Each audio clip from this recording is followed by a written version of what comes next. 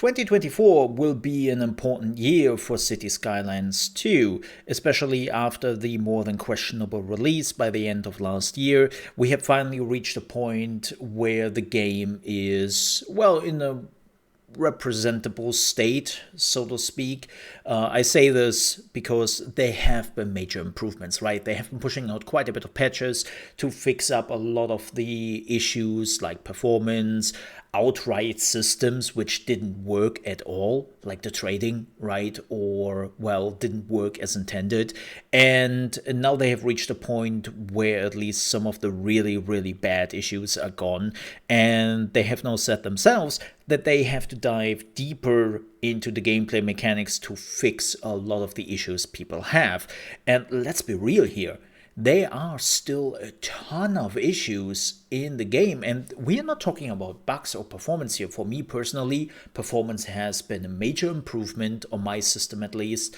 Bugs have been also fixed quite a bit, but we have now reached a point where you just look at some gameplay mechanics and you're realizing, wait a minute, this is not a bug. This is working as intended. But why? So let me give you two examples. One of the examples was just recently because over my holidays I was playing quite a bit of Cities Skylines 2, right? And I was looking for some videos I could make for the channel. And so I wanted to make actually a video about the traffic flow and how you can improve that traffic flow so that your city is not always a mess. And I was diving deeper and deeper into it till I realized, wait a minute, something is off here. Something doesn't work as intended because no matter how I'm changing my traffic flow, it seems like a lot of the traffic is still getting stuck for unknown reasons. And then I realized that's not a bug. That's how they made it? That is so weird. So I talked to some other content creators and Cities Skylines 2 players, and I was asking how they felt about the situation and what they have seen. And their reaction was the same thing. It was just like, we don't know. We looked into it, we tried to understand it, and it makes no sense because there would have been easier ways to make this happen, but they decided to make it complicated without any reason whatsoever. And again, it's not a bug. Or let me give you another example where it is much easier to understand. I made a video a few weeks ago about electricity in Cities Skylines, and if you haven't watched it yet, you should. There's a link in the video description.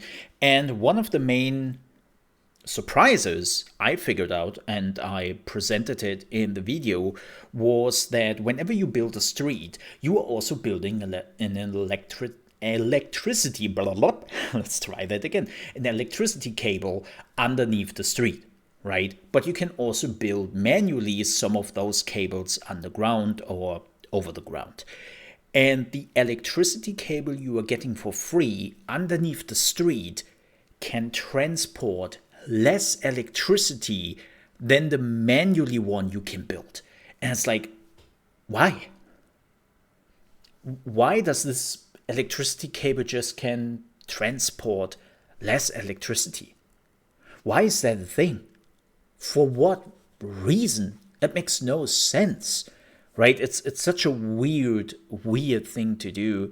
Or I sometimes have a problem with one of my buildings. It's just full of trash. Nobody is picking up the trash, and it's super weird because all the buildings surrounding that building, their trash is getting removed. I was moving around the building, I was building new streets, I see cars and everything else driving to that building, but when it comes to picking up the trash there, nope, ain't gonna happen. So that building is basically completely useless and I have to remove it. Like, I have to say in general, it seems like at a certain point the game is just falling apart. And I'm not talking about hundreds of thousands of people living in your city or even millions of people. I'm talking about like 30,000 to 50,000.